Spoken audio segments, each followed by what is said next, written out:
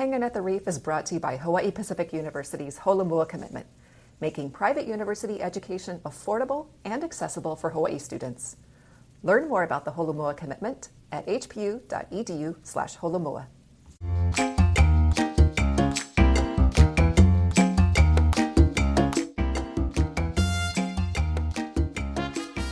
Aloha and welcome to another episode of Hanging at the Reef, the podcast where we dive into the stories, voices, and experiences that shape life in Hawaii and beyond.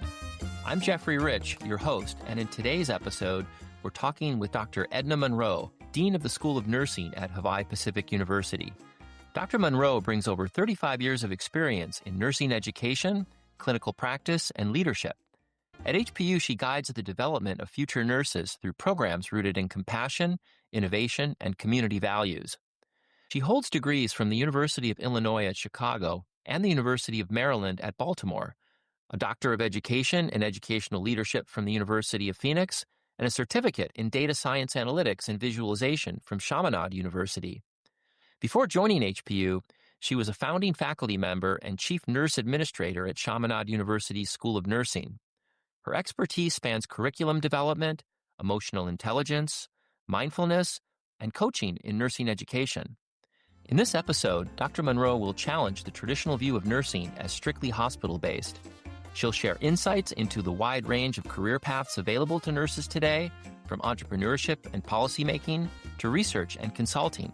And she'll explain why the future of nursing is broader and more dynamic than ever.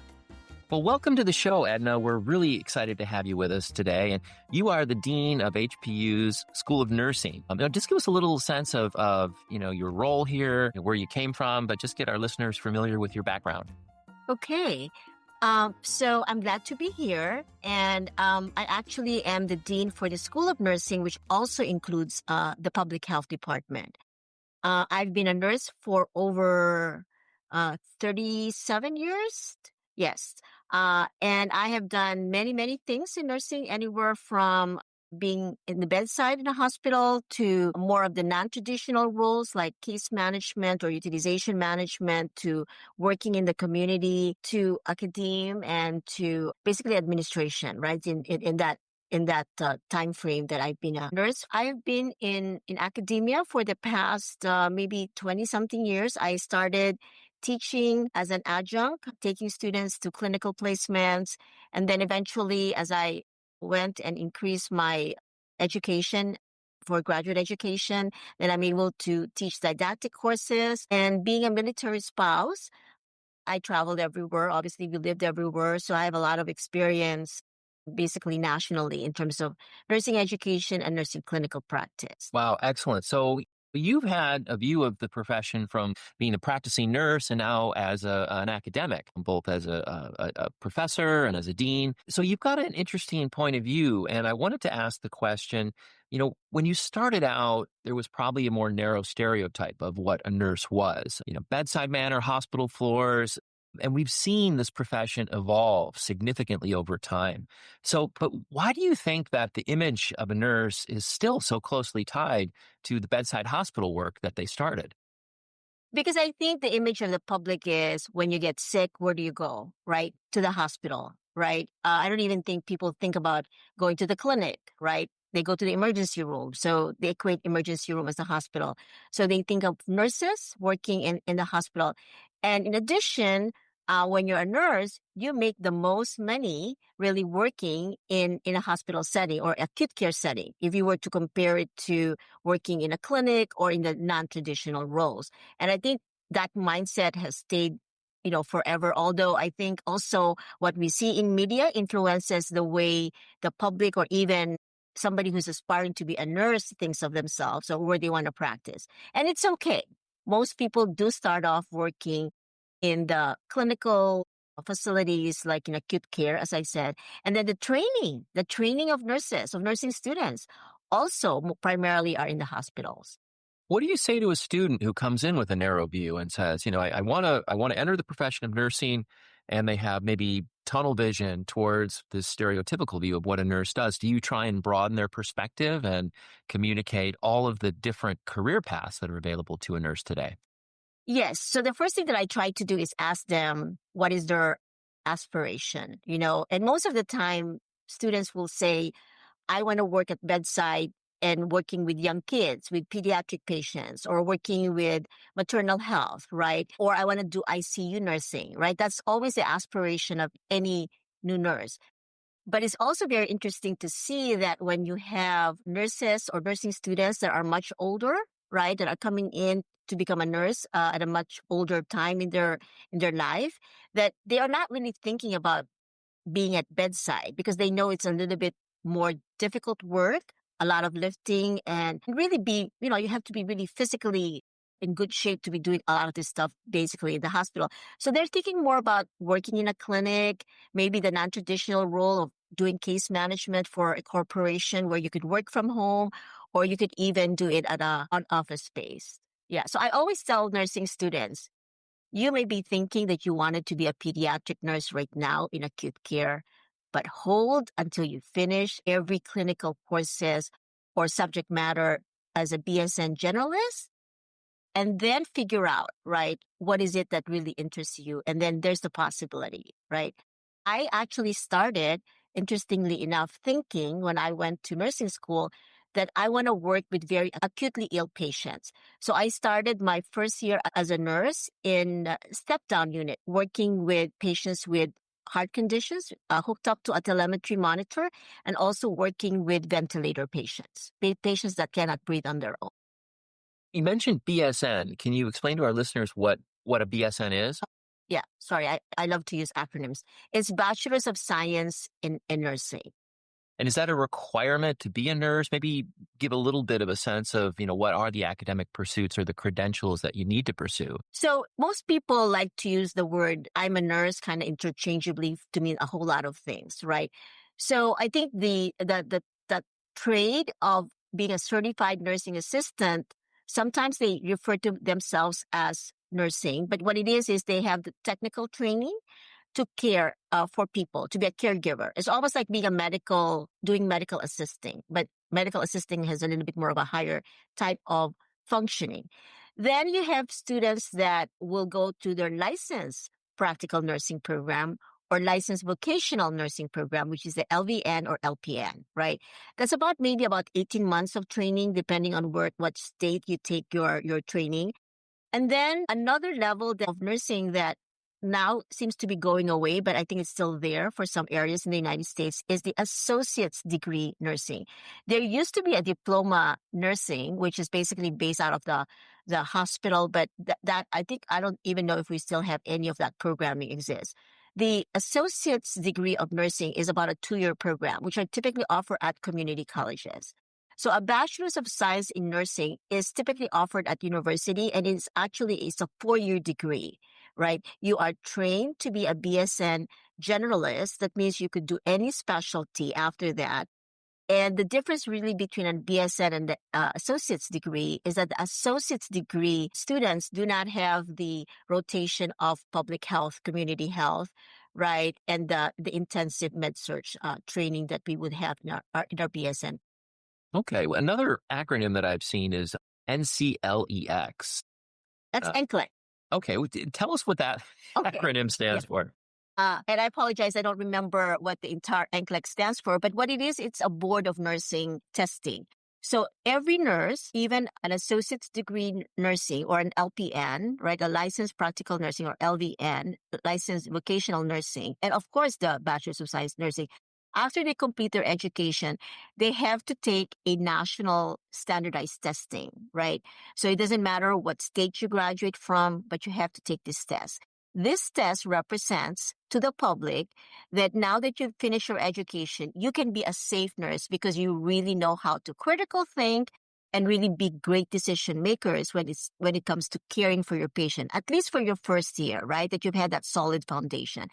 So really a degree without passing the boards is really a useless degree, right? You have to pass your boards to be able to practice as a registered nurse. That's why it's called registered nursing, RN. That means you could have a BSN registered nurse, RN. That means you've taken the boards and you've passed it successfully. Okay. So it's sort of like if a lawyer gets their JD but doesn't pass the bar, they can't actually apply the degree and practice. So nurses have to pass those boards as well. Interesting. Well, you mentioned a few non-traditional pathways that folks interested in careers in nursing can pursue. Let's talk about some of those non-hospital careers. You mentioned family clinics, school settings, but what about things like nurse entrepreneur? There's an HBU grad who launched a mindfulness business, for example. But give us a little sense of how broad you see folks that are entering academically a pursuit of a nursing degree and career find other things that relate to that degree. Correct. So I think I see most graduates of nursing programs where they either have this thinking process of where they want to go and figure out what expertise they want to develop, right? So if they decided that they don't want to do acute care, right, they may decide that maybe because I have a family to care for and I'd like to have my weekends off, maybe I'll work as a clinic nurse Monday to Friday, or a school nurse, which is really very, very famous these days because there's also that need, especially after the pandemic. Right, there is really a push that there should be a registered nurse in almost every, elementary to high school, because some of our students have some medical condition that needs to be looked at even when they're in school. Right, so that's an example. They can if they don't want the shift work and being able to work on holiday, right? So they can work like a traditional Monday to Friday job. So when I think about nurse entrepreneurship, I'm thinking about like, okay, so I may work, let's say at the hospital 3 shifts a week. And then I may decide, I really am very interested in creating a business for myself as a side business, right? And so they might decide it now, and that nowadays, I don't know if you know about Labubu, right? That's a very prominent craze now from Asia being brought forth here in Hawaii or maybe on the state side, right? So I know of like some nurses that have their full-time job let's say as a working in clinics or in the hospitals, but they have this side job of being on the weekends, being at trade shows, showing off some of these products because they love the products or they believe in selling those. And that's kind of the start of being an entrepreneurship. I do know of a nurse that when she finished, I think at some point in time, she was doing all of this working in the hospital. She decided to create a business for its medical supplies.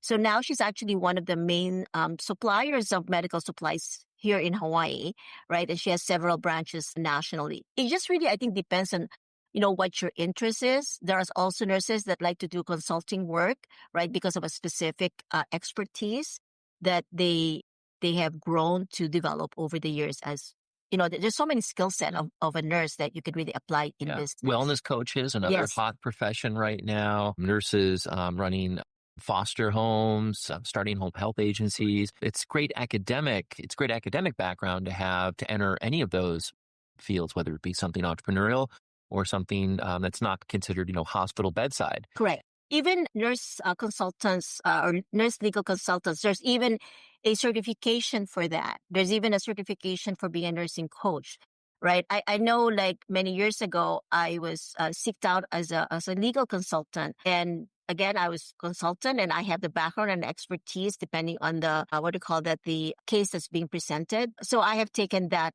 role, but again, it's not a business. When people ask me to consult, then I just consult whenever, if I'm available, as long as there's no conflict of interest in my current job. Okay. Any interesting stories from back in those days?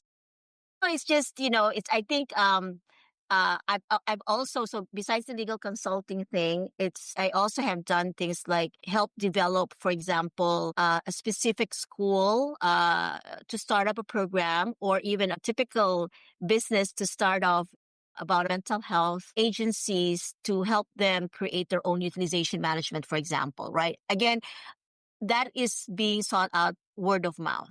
Like for the case that I was talking about for legal consulting, I was actually referred by a colleague from another university because they did not have the bandwidth to share anybody, and they thought of me, right? So it's a small world. So because of that, I said, okay, and it happens to be the pandemic period, right? And we're not really that busy per se. So still doing my primary job, right? But still being able to share my expertise in that role. Very nice. Well, let's talk for a minute about nursing and global health. Are there opportunities for nurses to work in international settings or humanitarian aid opportunities, but give us a sense what nurses could do outside of the continental United States. I should say the entire United States, since we're not here in Hawaii and the continent to begin with. Well, there's lots of opportunities to that. I know I have had former students that have decided that they want to practice nursing in Australia, right? Saudi Arabia is another a good place. I mean, each of the international or the global climate really have their own requirements, right? But you just have to follow what they're requesting, or typically you have to go back to your primary or where you graduated from, and there's paperwork that needed to be completed. And I always think that nursing is different when you go from that global aspect. So this is a very interesting story recently that had happened to me. So I was just in the Philippines to be a keynote speaker for a first Philippine Nurse World Congress that was in Davao in the Philippines. So I was invited to that conference because, again, of the relationships that I've developed previously. It was really interesting to hear the perception. So I'll just give you I never really paid attention to this. But when I was at the conference, I was at a session called Dean's Conference, right? So they were seeking some sort of ideas from me on how to develop international collaboration with basically an international school, right? Because it's part of their accreditation, which is very interesting. In the States, it's not a part of accreditation, but in a country like the Philippines, it is, right? So they're always seeking for potential memorandum of understanding with an international school. And then I mentioned something that it seems like the leadership is quite young, right? And we know that, Asian people look young anyway, but I just thought it was like, wow, he's a dean, she's a dean, he's a dean, right? And I actually went and talked to this one dean who came to me and I said, can I just ask you how old you are? And he said, I'm 39 years old. I said, oh, okay. And how long did you say you've been a dean? And he said he's been a dean for 7 years. So I did my math, right? So, but maybe early 30s. And then some of them are actually in their late 20s. And I said, my God, to be a dean that young? That is very young. And then I found out one of the keynote speaker on the second day is from Singapore. And I found out countries like Singapore really prefer to hire younger folks. Why is that? I don't know. It's just maybe because for longevity, I think. So if I am coming to Singapore and I don't know, let's say I'm 65 years old or something, they prefer not to hire me because they prefer somebody who is less than 60. I think their cap is either 62, between 62 and 65 to hire folks. And I said, so what happened to experience? And, they couldn't give me a reason, right? So you would think that they would hire people that have more advancing years because of the experience, right? So it's very interesting. And then just again to see that the climate of all these young folks, right, in administrative role, leading schools, right, I thought to me was very fascinating. There is enormous value to tapping gray matter from people with experience. And that's something that is ultimately, I think the most important thing in education is perspective and experience that you can convey to students, not just the ability to teach from a textbook. And I could see that from an academic standpoint, but I also see this trend too in practice. And I hate to say this, but after a year of being a staff nurse, I was actually promoted, not but because I applied for the position, but my boss says you are the right fit for the position. So I became what they call the clinical educator in the unit. So my main responsibility is to make sure that all new nurses that are coming into our unit are trained. And somebody has to lead that training, right? And to oversee preceptorship and mentorship. And I was that. And then a year after that, that's like 2 years after I'd been a nurse, I became an assistant head nurse, right? Again, not because I applied for the position, because somebody says that was the right fit for the position. And I could see that quick mobility in practice, right? Because with nurses, they tend to move around quite a bit, especially practice. Yeah, for sure. And you see today this whole burgeoning field of traveling nurses that get short assignments all over the country, and they get paid, I think, a higher amount. They get a stipend for housing. That's pretty attractive for somebody who wants to travel. It's almost like, the benefits of being a flight attendant these days, right? You get to travel around as part of your job, which is very attractive to a lot of people.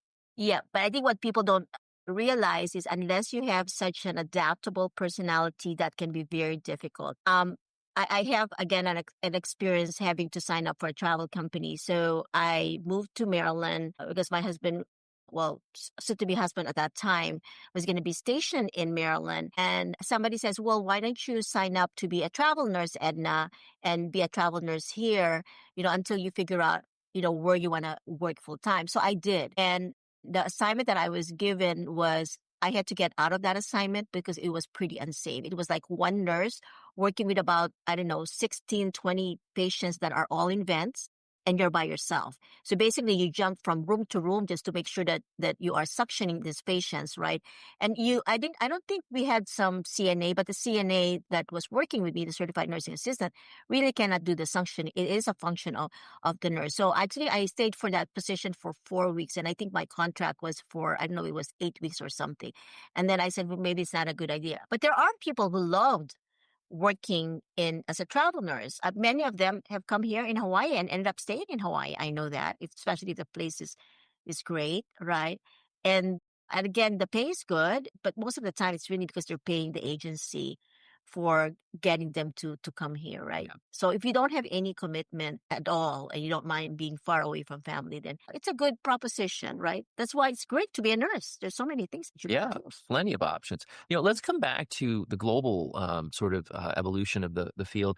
How do the global trends in healthcare influence what we teach here? It does influence to a certain extent because obviously our curriculum is dictated by national standards. So we have to be very careful that we don't tend to deviate. But we could incorporate global health in a manner that meets those national standards. Nursing actually has a international honor society called Sigma Theta Tau, right? And almost all educators are actually a part of that honor society, and our students do. If they have the GPA to show, they can be inducted in their junior or senior year to be a member of that honorable society, right? So, and us here in Hawaii, we have an at-large chapter, right, which consists of Chaminade, UH Manoa, UH Hilo, and HBU, right? So because we are a small schools, so back in the days, they decided to only have one chapter, right? So we actually get additional information through this International Honor Society on how we can enhance our curriculum to be more mindful of the global health partnership.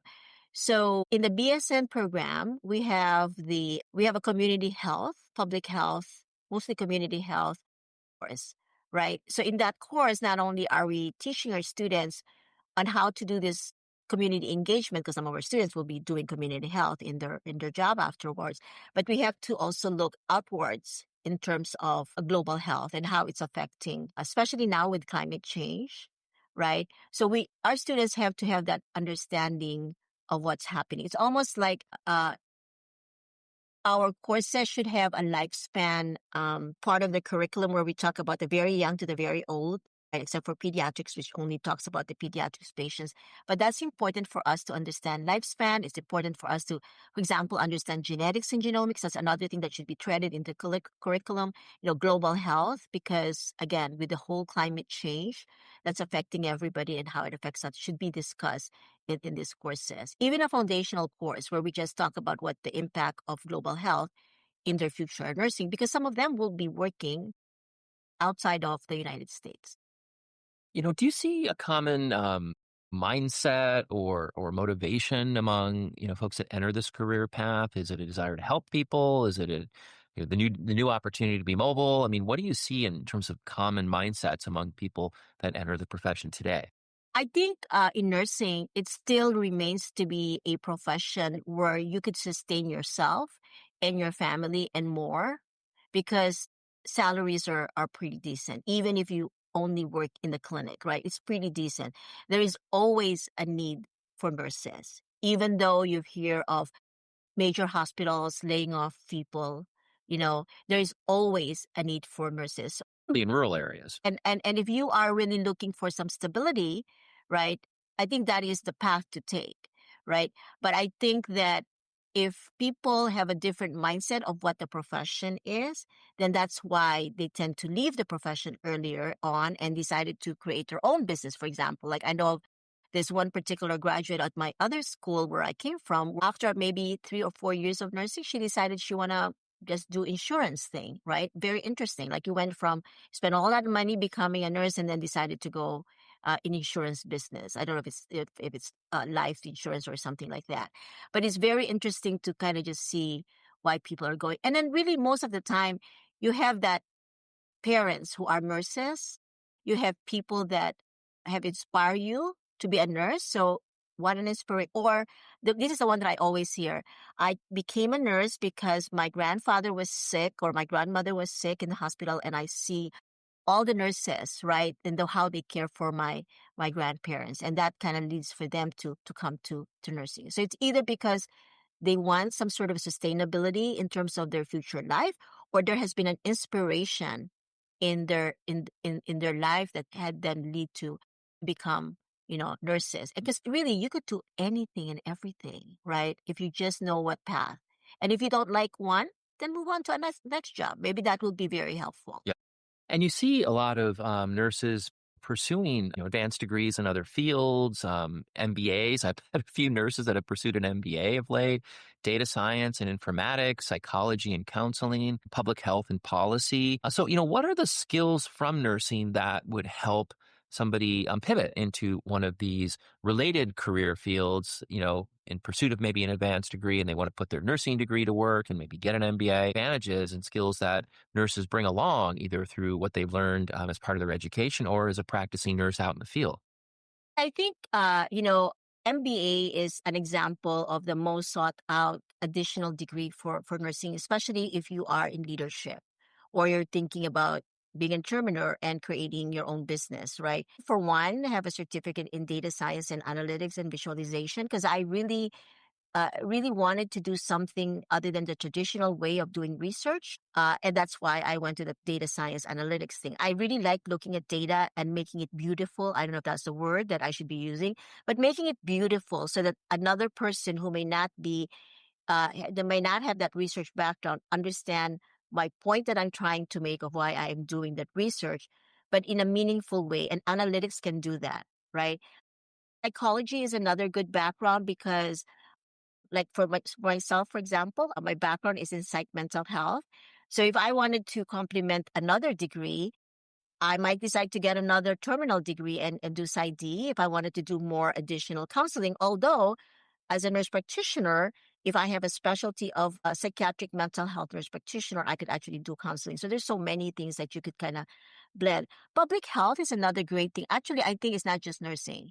Anybody, I think, should go and get a public health degree, not a bachelor's of science in public health, but a master's in public An MPH. Yeah, you see physicians that have an MPH background, right? I think it should be anybody that's in the healthcare field should have a master's of public health. And I'll tell you why, right? Because everything that we do in health is really public health, right?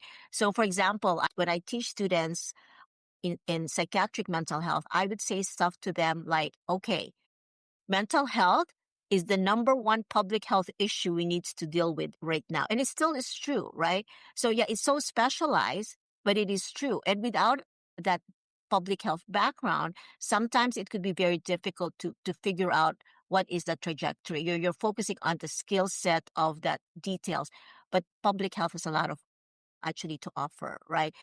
For example, regulatory things. We have nurses that actually go to become, be a legislative aid or a legislative support because they really like all that whole policy thing, following legislature and what's happening. That's another thing, right? And that's again is a public health thing that you could develop. I think there's so many degrees that people can take. That's why I believe that I think nursing students or anybody in health could really do a little bit of a minor depending on the interest. I do the same thing now. When I have a student right now who is struggling to, let's say, pass a course, but they know they want to continue as long as they're not dismissed from the program, then I say to them, have you considered of maybe taking, a minor or another double major in public health? And now I've expanded it to psychology. Social work is another good type of degree to have, right? It just depends on where you want it to take it. Yeah, but it's great that we're starting to encourage students to think about nursing as the starting point for their pathway, not always the and pursuit of becoming a practicing nurse, although many may want to do that. And it's a very fulfilling and wonderful and much needed career. The degree and the pursuit in the profession offers so much expanded opportunity today. And it's wonderful that students are becoming aware of that. I want to talk for a moment about the concept of the nurse as a scientist and leader. What does it mean to be a nurse scientist? When we think about nurse scientists, we think of nurses that really devote a lot of their time in research. Not so much because there are four levels of research in nursing. Right? I tell my faculty now that the lower hanging fruit is the scholarship of teaching and learning. Right? Everything that we do in learning we can kind of research, especially if you have a great idea, right? And you want to share it with your colleagues and the world in general. That's why you get published, right? There's also this leadership scholarship of integration, right? Or scholarship of practice, which practice seems like if you are a practicing nurse, you want to bring something into that research, you could do that. Integration is working with other professionals, for example, in a research. And I'll just give you an example of that scholarship of integration. There was a physician that came from, I'm blanking right now what area he came from in Connecticut, but he wanted to research this whole idea of the use of animation in health education. So not just nurses, but physicians, anybody who's doing health, right? So he created this animation. And then we did a research at my other school, right? And it was a collaboration, right? So I think there were two nursing schools that was part of the research, and then Manoa Jabson was also they were the lead, right? So that's an integration of different facets. It's about teaching, but it's about different facets of different disciplines, right? You have medicine and then us, and I think they were expanding it to another health profession as part of the research. The research or the scholarship discovery is very difficult for nurses to do, especially if they work in a teaching hospital. But in an R1 school, you are expected to produce something that is like new, right, and discoverable, like any other scientist like for example, in a science college. You're trying to see, oh, maybe, there is an issue that we need to resolve here, right? So being a neuroscientist really focuses on discovering something that is new and have never been done before. Mostly they're experimental things, right?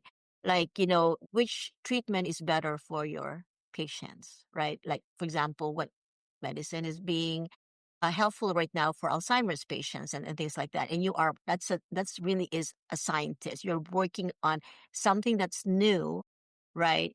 And mostly they're experimental when you think of the scientist. Right now, I think that I think she's still the head of, and is actually a nurse from the school where I graduated from. And so that's been kind of big in her trajectory as a nursing scientist. So that's really interesting, Edna, the concept of the nurse scientist. I mentioned also that students that are pursuing careers in nursing can be involved in policymaking. Their direct experience, perhaps their bedside experience, as well as their education, can become vital in developing insight into how to evolve the profession and turn that into legislation, for example. So nurses as policymakers is another mention of career expansion opportunities. Correct. And these are probably nurses that they've identified something while they were working on the bedside that they feel like there has to be a policy to help, for example, the community, right? So then they pursue, you could actually have a master's degree in health informatics and policies, to get you to where you needed to be at. And then you follow legislators, or you could probably even be an aide to somebody so that you could understand how that works. I have actually a colleague who is actually from Hawaii that was an Obama fellow, and now she is also a fellow working literally in the Hill, working with anything that's related to older adults, right? So that's the trajectory that she has taken. Anything that's more legislative issues and being able to support. I mean, we have legislators that are nurses, actually, not here in Hawaii that I know of, but on the mainland, because I see them often in some of our bigger conferences that has to do with nursing. So again, that's another option for people. Well, how do nurses begin to change the public narrative about the role? Are there lobbying efforts, for example, that nurses as a profession pursue? Is it individual conversations that nurses have about the expansion of what's perceived as the core of what a nurse does? I think we have organizations like the American Association of Colleges of Nursing that is really very close to the Hill and really makes every effort to work with the other health professions organization to make sure that the image of nursing is in the right trajectory, right? In addition, it would be great if there would be, I don't know, like shows, right? You see shows like ER, right? Or back in the days, they have these shows about crisis management that when people come in with psychiatric conditions, right? I think it's just how kind of the media portrays what nursing is all about. And really, it's just the word of mouth, right? I think maybe a good way of marketing is by the universities saying, there are more opportunities than just being a bedside nurse. I think that could be it. And then really, nurses like us talk to other people. I like to always share my story for somebody who's been a nurse for over 30 something years, right? I think it's important for people to understand that there are reasons why I never really stayed in bedside and then really taking the opportunity to do other things. I know there are several events in my life, in my nursing career, where I would say to myself, I don't know if I should accept the job because I don't have the experience in the job. Then I always think to myself, well, how am I going to get the experience if I don't give it a try?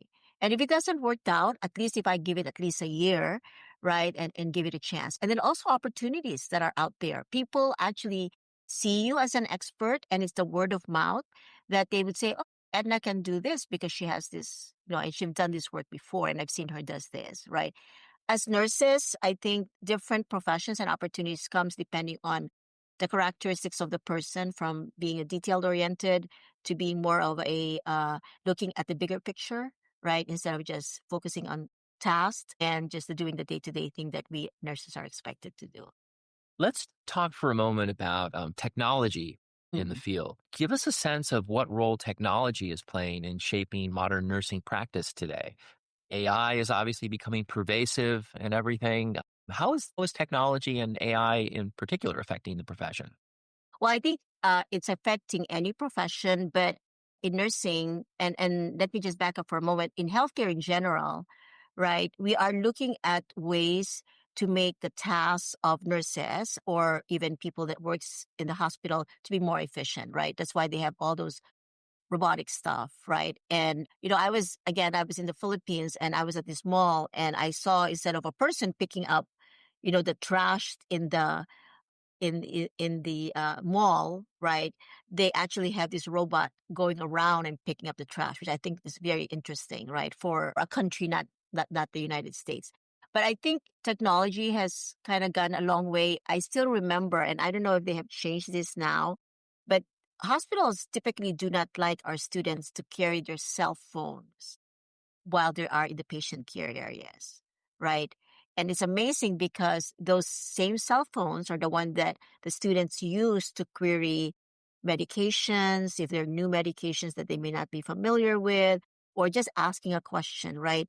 So I think it just depends on the facility. I think that mindset is slowly changing, but we are still being told that there are certain areas in the hospital that does not allow for the cell phones to be very visible. But it's also when you think about technology, there are some facilities that basically when a nurse is in a patient's room, right? I would know if I was in the main area where nurse A is because there is either a button that we pushed that tells us that I'm in the room with this patient, right? So I think that's kind of a good technology instead of yelling, "Oh, where is so and so?" Right? Also, when it comes to AI, I know our students use AI quite a bit, but we have to really be very careful and set standards and policies. And I think this year we're trying to educate our faculty to make sure that they have to set their own AI policy within the compounds of the university AI policy. And the biggest issue really is who writes your paper, right? Well, AI will not be able to take their boards. I'll tell you that right now, right? But who writes your paper? But even now, when you think about technology, we have a grad program here that's national, right? And we have certain classes that they have to take a test. Now, how can I monitor you when you are in Maryland and I'm over here? So we have a technology called Respondents Lockdown, where they have to scan themselves before they take the test so that the faculty can see if they were attempting or showing behaviors that they are cheating during a test. That presents as a problem. Yeah, I think this is the big debate and the big question in higher ed is I think thinking about it as a teaching tool as opposed to a tool to, do the work to cheat, right? Yeah. I know, I had taught a class last spring in marketing analytics, and, the temptation to use AI in that type of a class is just too great. So I decided that I would set the parameters of how I wanted students to use AI and encouraging them to use it this way. So it wasn't about having AI write the paper. Yeah. It was about a structured methodology that allowed them to understand how to use AI for an assignment in a similar capacity as if they were out in the workforce and needing to use it. And their boss was pressuring them to become an AI expert because of the productivity enhancement that it offers. So I think it's really important to understand that concept here in higher education is that we can't run away from technology, particularly AI. We have to figure out how to harness its usage and explain to young people that are entering a career path and pursuing their degree the right way to apply. Correct. And I think if you set the parameters, I think that's the way to do that. So in our grad program, right, because our curriculum is pretty set, we actually invested in an AI tool that we're using to develop our videos. So the expert is still the faculty, but so the faculty writes the script, we put it in this AI tool, and this AI produced this wonderful PowerPoint that I'm waiting to see the final reviews of the evaluations of the students, but we're already hearing good feedback from the students saying that other than the accent, which is British, right? Apparently what was happening in this one, but they really loved how the content is well explained. And again, what they don't know is that the faculty was the one who wrote the script. Yeah. Right. But then you don't have to spend hours and hours to create, and anybody knows this, you spend hours and hours to create PowerPoint, figuring out graphics and where to put it, right? But yeah, so we're trying to slowly, but you still have some faculty that they think that there is a connection between AI and somebody hacking their computer, which is another story to be told, right? So you have to, how do you change that mindset, right? Right. So it's like, can you just print that paper, Edna? No, I told you go to the SharePoint where you have all this information today. What are the areas that you see as especially promising for nurses in the next 10 to 15 years? So when you look out about how the industry and the profession is evolving currently, things that we just talked about, the onset of this new technology that's a game changer for almost every profession, where do you see the profession in 10 to 15 years? For example, if individual, consumers will go to AI and type in their symptoms and try and get some sort of a diagnosis today, I don't know that I would foresee a doctor doing that in front of a patient. I might see a nurse, though. I can envision a nurse doing that to sort of narrow down the possibilities based on the test results that they've seen or what the patient is telling them. So when you think about things like telemedicine and diagnosis, do you see nurses becoming more involved in those sort of activities that are all sort of general things that happen before maybe the physician enters the room and begins to consult with the patient? I think all of those are happening now. So I'll just tell you, we are educating not our BSN generalists, but our grad program. We specifically have it for our psych mental health program where they can have up to no more than 2 clinical rotation using telehealth, right? Or telemedicine. Okay. Right. So they're working with a provider as their preceptor to learn what it's like to do telemedicine, right? We're not doing it in the other program right now because it's a little bit more complicated in terms of, I think, having that face-to-face interaction with the particular provider. So all of that stuff is actually happening now. And I suspect there will be more and more of that. I think the pandemic has changed that trajectory where, trying to get patients to be seen face-to-face is sometimes no longer can be changed to a telehealth, right? Which is more convenient, not just for the provider, but also for the patient. And I still remember this many years ago when I was trying to find a physician for a patient when I was doing utilization management for an insurance company. and the person live in Kona, right? And the nearest provider is in Hilo. And if you know the distance, it's pretty far, right? So it's not like as if they could just take the bus and get it there and then come back, right? So at that time, we were short of providers. So what we tried to do is create a path for like some sort of a telehealth medicine. And advanced practice registered nurses that have their own specialty is really in a position to do many of these things. There's already businesses that are owned by nurse practitioners here that do telehealth and telemedicine. And sometimes what I like to see is the combination of physicians, right, and nurse practitioners doing telehealth medicine. And I think in the hospital, there will be more and more use of robotic way of doing things, right? Even as simple as if I think, I don't know if anybody has invented this. When the call light is ringing, maybe a robot of some sort comes to the patient room and say, how can I help you? Right. So especially if the nurse is not available, that would be, oh wow, I thought of a great thing. Right. And maybe somebody can just, if it's just water, then the robot could have everything right there. And if they want water, they can give the water right there. Right. For education, I think more and more there will be utilizations, obviously, of technology. As you know, we have an in-person courses, but I don't know if all the colleges does it here at Hawaii Pacific, but all our in-person courses are required to have the use of the LMS system, the learning management system, so that there is that constant interaction between the faculty, even during the time, and the student, even when the student are actually not in the physical space with their faculty, right? So they don't feel like, I won't get to see my faculty yet for another week on Tuesday, but the LMS system and how they can interact with the faculty, whether it's through discussion board or however the faculty set up, is really good to have that. We also have this thing called Cafe, where we had set up in our grad program where students themselves, without the faculty, can interact with each other because our students are nationally. So I think more and more the use of technology and then also the phones, right? Making it compatible because everybody relies on their phone, right? So I think that would be interesting to see where nobody uses laptop anymore. Yeah, we are definitely headed towards changes in the device accessibility. And, it's not uncommon to see somebody in most business settings using their personal device for business. I would have to think that might be off-putting for some people in a clinical setting like that, where a nurse might pull out her cell phone and type in information about the patient's diagnosis and privacy, and all those things come into play. But I do absolutely agree that it's just a matter of time before that technology makes its way right into the room with the patient. It might be a piece of technology provided to the healthcare worker as opposed to their own device because of privacy and all, but that's definitely coming. This has been a fascinating conversation, and I want to ask, what are the takeaways that you hope listeners take from this conversation today? That basically nursing is a really great profession. And I say the word great because you could come in with that idea of what you want to become as a nurse, right?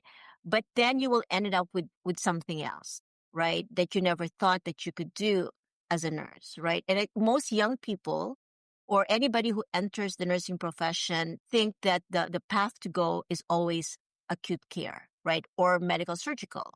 And now I tell the students that if you have done a good job of being engaged in your nursing program, the skills will come naturally. If you feel you needed to have that skill set of entering a Foley, starting an IV, yeah, go to med-surg for a year.